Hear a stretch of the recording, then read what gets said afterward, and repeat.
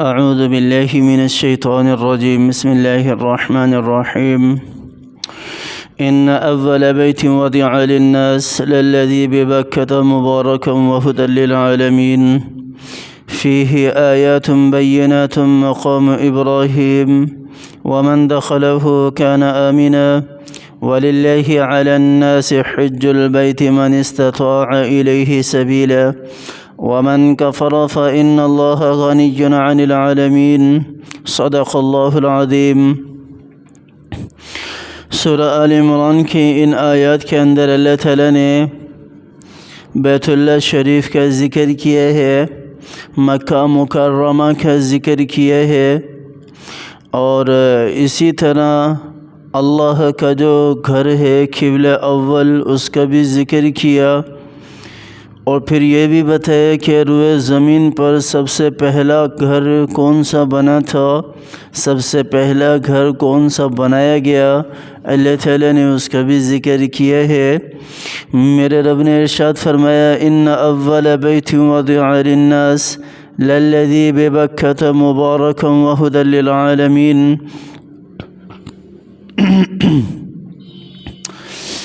ان اول بیت وضع للناس، اللہ تعالیٰ نے ارشاد فرمایا کہ سب سے پہلا گھر جو لوگوں کے لیے بنایا گیا، اور وہ کون سے ہے؟ للذی ببکۃ مبارکا وہدی للعالمین۔ وہ شہر ہے جس کا نام کیا ہے؟ مکہ ہے، جو مبارک ہے، برکت والے ہے، اور ہدایت ہے کن لوگوں کے لیے؟ عالمین کے لیے۔ حضرت ابن عباس رضی اللہ عنہما فرماتے ہیں کہ فج سے تنعیم تک تو مکہ ہے، فج ایک جگہ کا نام ہے، اور اس سے جو تنعیم ہے وہاں تک تو مکہ ہے، اور بیت اللہ سے بطحہ تک مکہ ہے، بیت اللہ سے بطحہ تک یہ کیا ہے؟ بکہ ہے، یعنی مکہ الگ ہے، اور بکہ جو یہاں قرآن میں لفظ ذکر ہے وہ الگ ہے۔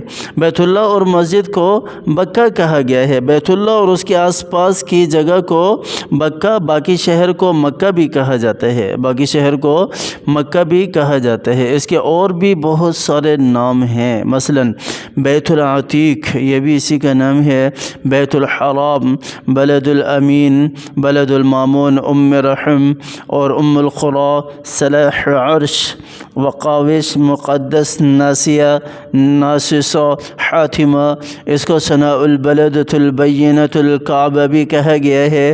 اس کے ظاہری عالم اس کی عظمت و شرافت پر دلیل ہے، جن سے ظاہر ہے کہ خلیل خدا کی بنا یہی ہے۔ اس میں مقام ابراہیم بھی ہے، جس پر کھڑے ہو کر حضرت ابراہیم اور حضرت اسماعیل علیہ السلام پتھر لیتے تھے اور کعبہ کی دیواریں اونچی کر دیتے تھے۔ یہ پہلے تو بیت اللہ شریف کی دیوار سے لگا ہوا تھا، پھر حضرت ابن عمر رضی اللہ تعالی عنہما نے اس کو تھوڑا سا فاصلے کے ساتھ اس کو لگایا۔ تو یہاں پر جو بکہ کیا ہے کہا گیا ہے، اور بکہ کہتے ہیں کہ بیت اللہ سے بطحہ تک کا جو علاقہ ہے یہ کیا ہے؟ بکہ کہلاتا ہے، ابن عباس رضی اللہ تعالی عنہما کی اس روایت کے مطابق۔ اور حضرت علی رضی اللہ تعالیٰ عنہ فرماتے ہیں گھر تو پہلے بہت تھے، لیکن خاص خدا کی عبادت کے لیے سب سے پہلے یہی گھر ہے، سب سے پہلا یہی گھر ہے، اللہ تعالیٰ نے اسی کو بنایا۔ کسی شخص نے آپ سے پوچھا کہ زمین پر پہلا گھر یہی بنا ہے، تو آپ نے فرمایا کہ نہیں، البتہ بابرکت مقام ابراہیم اور امن کا پہلا گھر یہی ہے، امن کا پہلا گھر یہی ہے۔ بیت اللہ شریف کے بنانے کی پوری کیفیت درس جو گزرا ہے سورۃ البقرہ کی جو آیت ہے، جس میں وَعَهِدْنَا إِلَىٰ إِبْرَاهِيمَ وَإِسْمَاعِيلَ، اور وہاں پر اللہ جو ہے وہ بیان ہو چکی ہے۔ باقی جو بکہ اور مکہ کا مسئلہ تھا کہ بکہ کس کو کہتے ہیں، مکہ کس کو کہتے ہیں، تو بتا دیا حضرت ابن عباس رضی اللہ تعالی عنہما کی اس روایت کے اندر بھی، اور حضرت علی رضی اللہ تعالی عنہ کی روایت بھی ہمیں بتا رہی ہے۔ للذی ببکۃ مبارکا، اللہ تعالیٰ نے اس کو برکت والا بنایا ہے۔ ظاہر سی بات ہے اللہ کا گھر ہے، اور اللہ کا گھر یہاں پر جو بھی جاتے ہیں وہ برکتیں سمیٹتے ہیں۔ اللہ تعالیٰ نے ایک نماز کا ثواب جو ہے وہ لاکھوں کی تعداد کے اندر رکھا ہوا ہے، لاکھوں کی تعداد کے اندر رکھا ہوا ہے، اور وہاں جا کر انسان جو ہے وہ بھول جاتے ہیں، اپنی کیفیت کو بھول جاتے ہیں، ایک الگ ہی قسم کی کیفیت جو ہے وہ وہاں پر ہوتی ہے۔ عورتوں کا مجمع بھی ہے، مردوں کا مجمع بھی ہے، خلط ملط ہے، بعض دفعہ عورتیں آگے نماز پڑھ رہی ہوتی ہیں، مرد پیچھے نماز پڑھ رہے ہوتے، حالانکہ عام جگہ پر اس طرح نہیں ہوتا، عام جگہ پر اس طرح نہیں ہوتا، لیکن وہاں پر ہے۔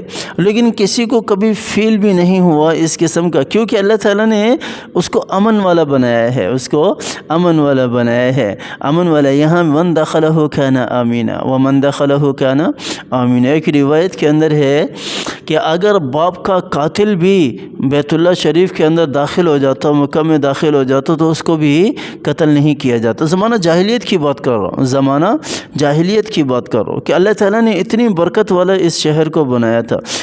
اب اس سے اندازہ لگاؤ کہ جو زمانہ جاہلیت کے اندر جو رہنے والے تھے، اللہ تعالیٰ نے ان کے لیے اس کو کتنا برکت والا بنایا تھا، اور جو اہل ایمان ہیں، جو ایمان لانے والے ہیں، ان کے لیے یہ کیسے برکت والا نہیں ہو سکتا؟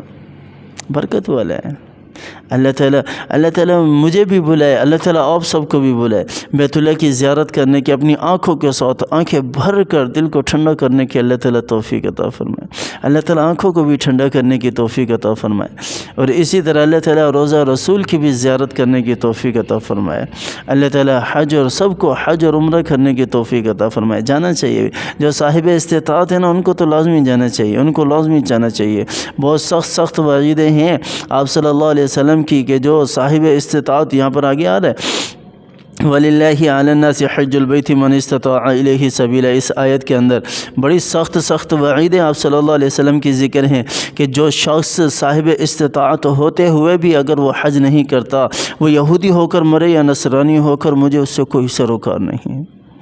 اتنی سخت وعیدیں ہیں جن کو اللہ تعالیٰ نے دیا ہے، ان کو جانا چاہیے، ان کو جانا چاہیے۔ پھر آگے اللہ تعالیٰ خود ارشاد فرمایا من کفر فإن اللہ غنی عن العالمین، اور جس نے انکار کیا حج کرنے سے، جو نہیں گیا حج پر، باوجود اس کے کہ وہ تندرست بھی تھا، صحت یاب بھی تھا، ساری نعمتیں تھی، ساری فیسلٹیز اس کے پاس موجود تھی، اللہ تعالیٰ نے آرائش اور آسائم کے سارے نظام اس کو دیے تھے، سب کچھ اس کے پاس تھا، اس کے باوجود بھی اگر وہ نہیں کرتا، تو اللہ تعالیٰ کیا کہہ رہے ہیں کہ پھر اللہ کی ذات غنی ہے، اس سے بے پرواہ ہے۔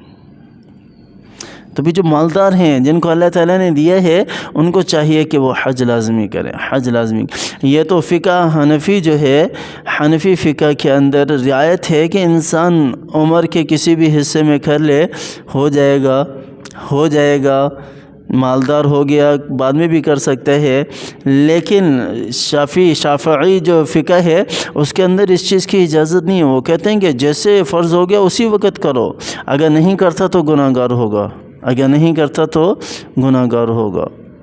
لیکن میں بھی کہتا ہوں کہ بھئی جو صاحب استطاعت مالدار ہے، اس کو جانے میں کیا حرج ہے، کیا حرج ہے؟ لوگ تو ترستے ہیں، اور جن کے پاس ہے وہ جاتے نہیں ہیں۔